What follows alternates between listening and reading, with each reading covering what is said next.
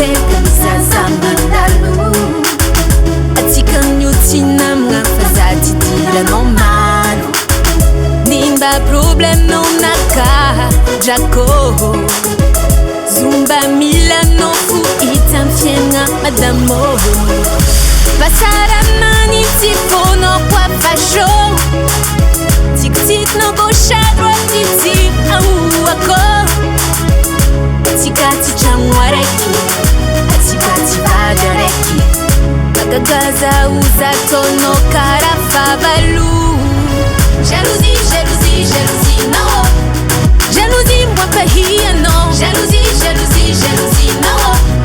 Jalousie, tu m'appivoites, no Jalousie, jalousie, jalousie, no Jalousie, moi pipok, no Jalousie, no Jalousie, no Jalousie, no, tinya sati Yeah, yeah, Anon yu karafa ulube fati teki Anon bumanga jelu muri mampi heki Anostia ulumi wacha famila no fuma faka Zumba mila no fuma itaratara mfienanga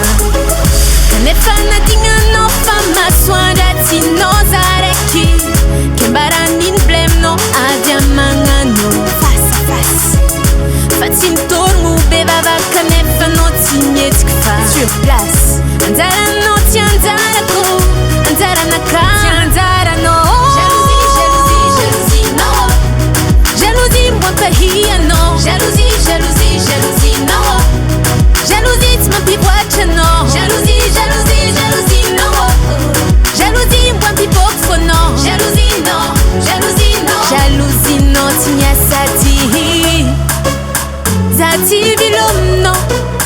Sakwatia vano